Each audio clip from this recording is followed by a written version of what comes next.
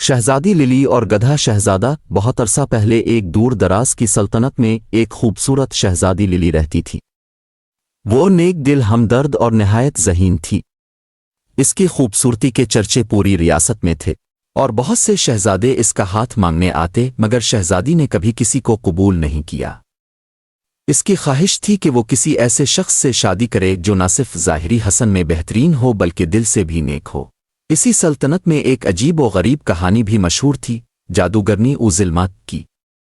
کہا جاتا تھا کہ ظلمہ نے ایک خوبصورت شہزادی پر جادو کر دیا تھا، جس کی وجہ سے وہ ایک گدھے میں تبدیل ہو گیا تھا۔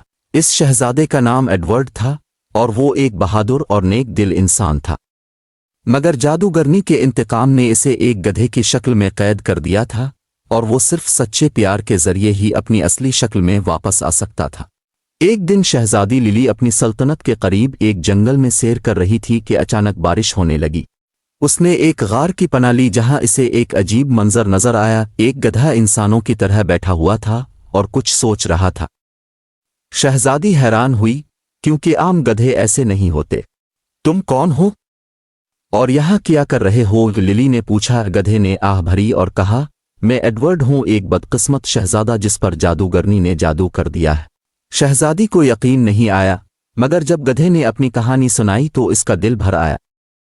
اس نے وعدہ کیا کہ وہ کسی نہ کسی طرح ایڈورڈ کو اس کے جادو سے آزاد کروائے گی۔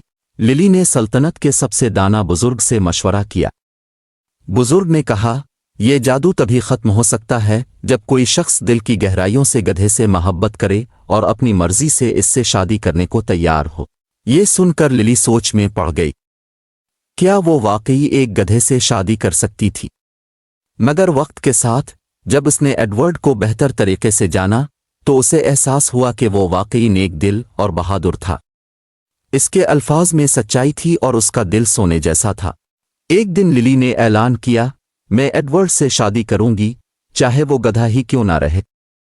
اس کی نیکی اور سچائی میرے لیے سب کچھ ہے۔ جو ہی اس نے یہ الفاظ کہے، ایک چمکدار روشنی پھیلی اور ایڈورڈ کی گدھے کی شکل ختم ہو گئی۔ وہ ایک خوبصورت اور وجیحہ شہزادے میں بدل گیا۔ سب حیران رہ گئے اور جادوگرنی ظلمہ کا جادو ٹوٹ گیا۔ للی اور ایڈورڈ کی شادی بڑی دھوم دھام سے ہوئی۔ پورے ملک میں خوشی کا سماں تھا۔ وہ دونوں ہمیشہ خوش رہے اور اپنی سلطنت کو انصاف اور محبت کے ساتھ چلایا۔ یہ کہانی ہمیں سکھاتی ہے کہ حقیقی محبت ظاہری حسن سے نہیں بلکہ دل کی سچائی سے ہوتی ہے۔ اگر دل صاف ہو تو دنیا کی کوئی طاقت محبت کو شکست نہیں دے سکتی۔